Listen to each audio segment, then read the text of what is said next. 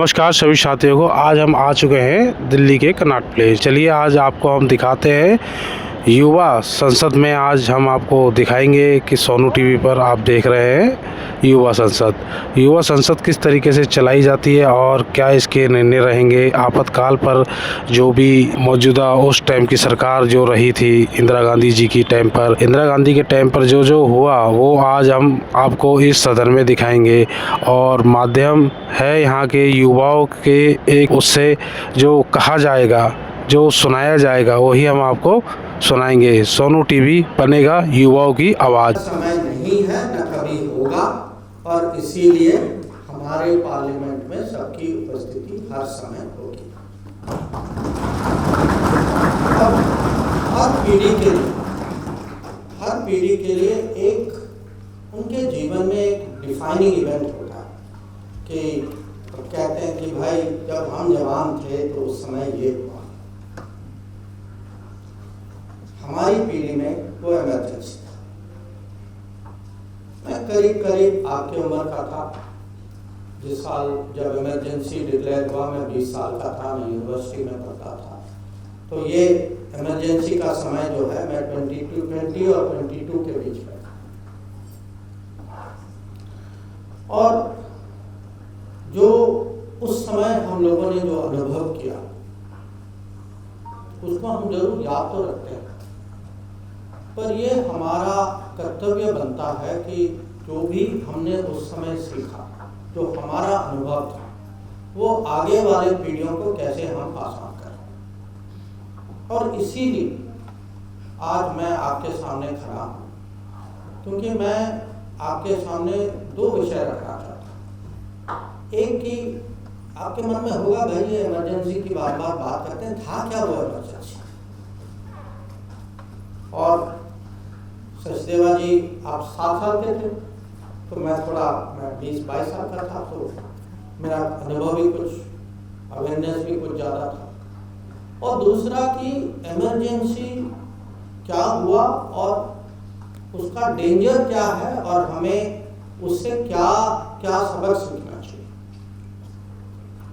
और अगर मैं पूरे इमरजेंसी का एक सबक सिखाऊं, मैं आपको ये कहूँगा, never take freedom for granted. ये सबक है इमरजेंसी का। अब आप लोगों ने पिछले कुछ दिनों में इमरजेंसी के बारे में काफ़ी कुछ पढ़ा होगा, यूट्यूब में देखा होगा, लोगों के भाषण सुने होंगे, टीवी में लोग भी आते हैं, उस समय के लोग भी आते हैं, चर्चा होती है। मैं आपको एक किस्म से माने सामान्य नागरिक के परिप्रेक्ष्य से इमरजेंसी का अनुभव आपके साथ में शेयर करना चाहूँगा।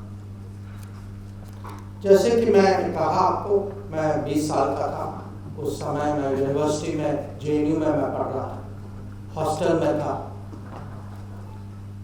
और उस समय के लोग, हम लोग माने मैं कहूँगा हम यूनियन पॉलिटिक्स में एक्टिव थे, नेशनल पॉलिटिक्स में नहीं, पर पॉलिटिकली अवेयर लोग थे। हमें पता तो था कि देश में क्या हो रहा है। और एक चीज थी कि जब इमरजेंसी हुआ उस समय सब लोग माने हर पार्टी के लोग, एक के अलावा नहीं, 2 के अलावा, क्योंकि CPI ने भी सपोर्ट किया था इमरजेंसी, सब लोग साथ। और इसीलिए मैं इस पे थोड़ा बल दे रहा हूँ कि आज कुछ लोग विपक्ष में हैं।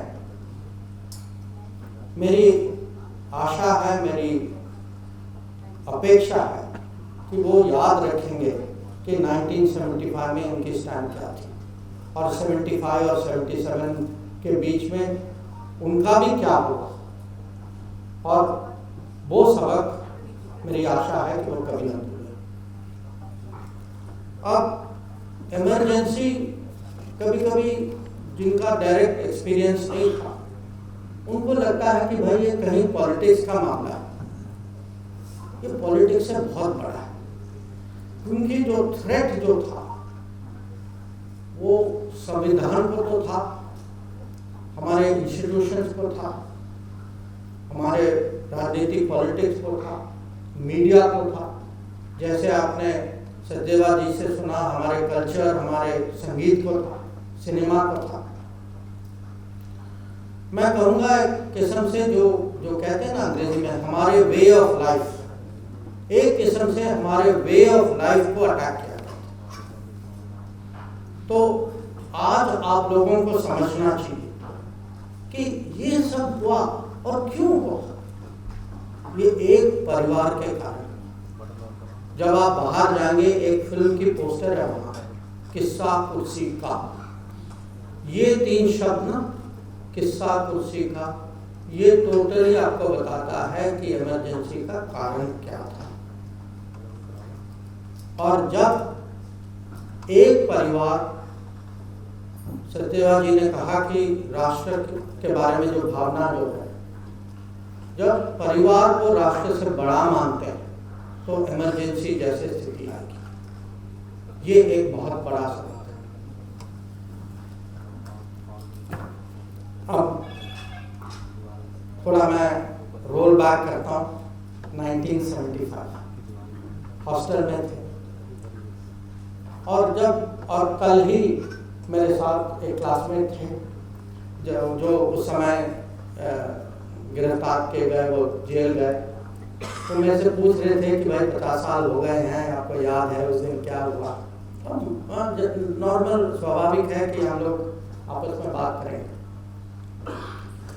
तो उस समय बहुत कुछ हुआ, पर अगर मेरे मन में 2-3 ऐसी घटनाएं, एक ही आप ही सोचिए, आप में से काफ़ी लोग, कुछ लोग तो यूनिवर्सिटी में होंगे ना, हॉस्टल में रहा होगा या रहते होंगे।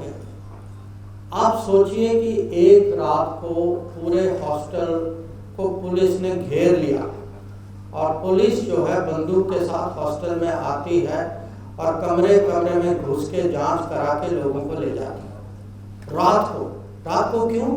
भय लगता है, और ये भय दिलवाने का एक किस्म से एक्सरसाइज था कि लोगों को दबा के रखो।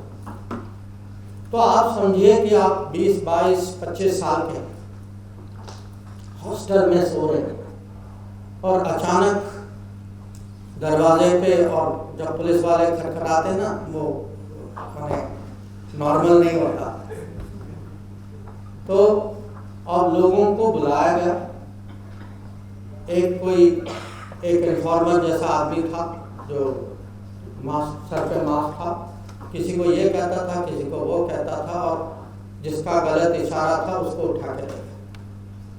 अब ये रात को, और आप सोचिए इसका इम्पैक्ट जो है, इसका ट्रॉमा जो है उस यूनिवर्सिटी पे कितना भयानक था।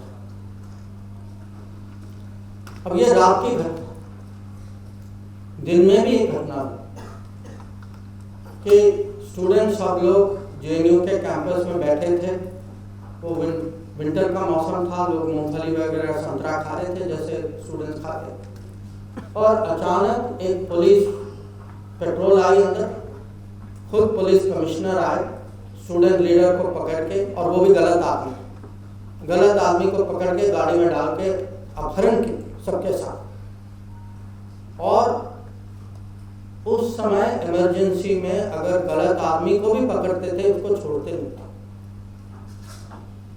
तो ये आप समझिए कि कोई भी कभी भी, माने आप ये डेंजर का वातावरण था, अनिश्चितता, भय का था कि पता नहीं किसको उठाएंगे, क्यों उठाएंगे, गलती से भी उठा लिया तो क्या होगा। और साथ ही साथ ये कहानियां आ रही थी कि पुरानी दिल्ली में फायरिंग हुई है, कि ये कंपलसरी फैमिली प्लानिंग वैसेक्टॉमी होती थी कि लोग को पकड़ कर, क्योंकि सबका कुछ कोटा दिया जाता था, तो नंबर भरने के लिए जबरदस्ती वैसेक्टॉमी किया जाता था। और मैं कहूँगा कि एक किस्म से ये पूरा एक्सरसाइज जो था वो देश और सोसाइटी का मोराल तोड़ने का था कि भाई हम शासन में हैं, हम शासन में रहेंगे, आप पूछने वाले कौन हैं, और हमारे यहाँ पूरी ताकत, सरकार की ताकत हमारे साथ है। संविधान की हत्या हो गई है, उसको भूल ही जाओ, हम जो करना है हम करेंगे, और आप जो हैं इसमें आपका कोई और चारा नहीं, आपको सहना नहीं। ये मैसेज था इमरजेंसी। और उसमें बहुत लोग जो हैं जो पॉलिटिक्स में भी नहीं थे, उन पे भी इम्पैक्ट है। पर जो कॉन्शियस, जिन्होंने जानबूझ के पॉलिटिकल मंच में पॉलिटिक्स, और उनको पता था उस टाइम पॉलिटिक्स करना माने अरेस्ट होना। और आप ये नहीं समझिए कि अरेस्ट का है कि भाई आप अरेस्ट हो जाओगे, कुछ दिन बिताओगे, बेल हो जाएगा, निकल जाओगे। इमरजेंसी में जब लोग अरेस्ट होते थे, किसी को पता नहीं था कि कब निकलेगी, किसी को पता नहीं था कि इमरजेंसी की कभी एंडिंग नहीं हुई, कि 2 साल बाद इमरजेंसी बंद हो जाए। अब मान लीजिए जो अंदर जा रहा है उसको पता नहीं था कि एक दिन वो बाहर निकलेगा। तो आप ये सोचिए कि किस साहस के साथ जो लोग आज जिसका विमोचन हुआ किताब का, ऐसे लोग जो हैं, जो जब ये रिस्क ले रहे थे, जो लोग जिनकी अरेस्ट हुई थी, उनको जो है ये मामूली राजनीति नहीं था कि आप अरेस्ट कोर्ट कर रहे हैं, ठीक है हो जाएगा, बाद में देखी जाएगी। तो देखिए उन लोगों की साहस उस समय की, ओपनली इमरजेंसी का विरोध करना, इमरजेंसी के खिलाफ काउंटर मूवमेंट चलाना, देश का मोराल उस समय, सोसाइटी का मोराल, हौसला जो है उसको कैसे ऊपर रखा। तो ये आप लोगों को जानना चाहिए। अब ये इमरजेंसी का एक कॉन्टेक्स्ट भी है, अब थोड़ा बहुत आप लोगों ने पढ़ा होगा। मोटी बात ये थी कि इलेक्शन 1971 में इलेक्शन जीतने के बाद कुछ ही साल में सरकार की पॉपुलैरिटी जो है बहुत कम हो गई थी। भ्रष्टाचार बढ़ गया था, इन्फ्लेशन बहुत ज़्यादा था उस समय, और राजनीति जो है उनके पक्ष में नहीं जा रही थी, उसकी दिशा कुछ अलग जा रही थी। पब्लिक में बहुत आक्रोश था। बिहार और गुजरात में आंदोलन चल रहे थे, गुजरात में सरकार गिर भी गई थी, इलेक्शन हुआ, विपक्ष के लोग चुने गए। एक बहुत बड़ा रेलवे स्ट्राइक हुआ उस समय, और पब्लिक जो है रेलवे स्ट्राइकर्स के साथ उनकी फीलिंग जो थी कि भाई इनका कुछ कारण है स्ट्राइक के। और इस माहौल में, और ये भी था कुछ पारिवारिक विषय भी थे कि वहाँ कोई अपने बिजनेस चला रहे थे, उनके बारे में जो उस समय के युवराज जो थे उनके बिजनेस के बारे में प्रश्न उठा रहे थे लोग। तो ये सब इस माहौल में प्रयागराज इलाहाबाद हाई कोर्ट का जजमेंट है। और अगर आप देखें उस समय के प्रधानमंत्री के खिलाफ 2 चार्जेस जो थे, करप्ट प्रैक्टिसेस और मिसयूज ऑफ गवर्नमेंट मशीनरी, ये दोनों में उनकी कन्विक्शन।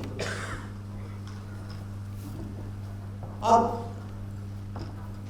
मामला तो आप देख रहे हैं कि प्राइम मिनिस्टर है, मेंबर ऑफ पार्लियामेंट, चैलेंज जो था पार्लियामेंट जो उनके खिलाफ खड़े थे नारायण जी, उनका केस था। और विषय जो है सीट का विषय है कि वो डिस्क्वालीफाई हो चुकी थी। पर एक एमपी का डिस्क्वालिफिकेशन जो है वो इमरजेंसी के डिक्लेरेशन में पूरे देश का सिक्योरिटी का मामला बनाएगा। ये है उस समय का गैजेट नोटिफिकेशन। और मैं आपको उसका ऑपरेटिव अब हम आपको कहना चाहेंगे थैंक यू, और आपसे एक अपील भी करना चाहेंगे, अगर आपको हमारा चैनल अच्छा लगे तो सब्सक्राइब करें, लाइक करें और कमेंट में अपना निर्णय जरूर दें। थैंक यू, धन्यवाद।